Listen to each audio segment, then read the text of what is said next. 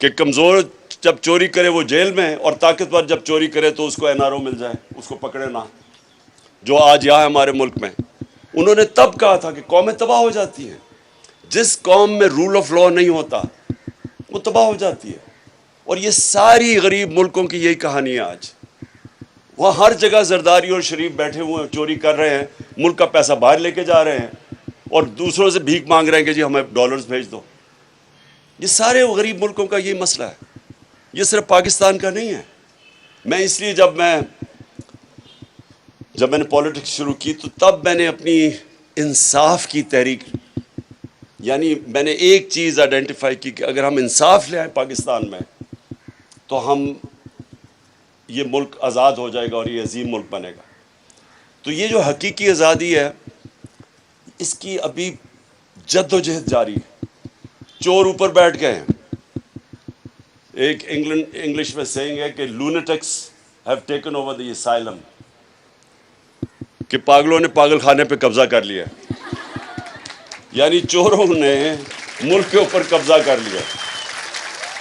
तो अब वो हर रोज उनके केस माफ हो रहे हैं।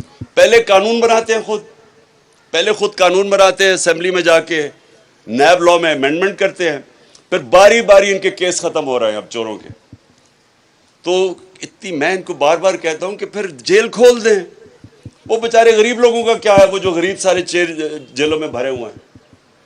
और इसलिए ये याद रखें कि जब तक हम इसके लिए जद्दोजहद नहीं करेंगे, ये जो अब हमारे साथ मुल्क से हो रहा है, ये अगर हम अब खड़े इसके लिए नहीं होंगे तो वो फिर कौमें तबाह हो जाती हैं। कुरान की आयत है कि मेरी ज़मीन पे निकल के देखो कितनी कौमें तबाह हुई जो मेरे हुक्म पे नहीं चली। कौमें रहती नहीं हैं, तबाह हो जाती हैं। यूगोस्लाविया नहीं है अब, पहले एक हमारे ज़माने में एक मुल्क था, वो ख़त्म हो गया। सोवियत यूनियन नहीं रही अब, वो रशिया, वो थोड़ा सा रह गया। हमारे होते होते ईस्ट पाकिस्तान अलहदा हो गया, बांग्लादेश बन गया। तो ये ना समझे कि मुल्क रह जाते हैं। जब तक मुल्क अपनी इंसाफ के लिए जद्दोजहद नहीं करते, अपने हकूक़ के लिए, अपने राइट्स के लिए, अपनी आज़ादी के लिए कौमें नहीं खड़ी होती, वो फिर कौमें तबाह हो जाती हैं।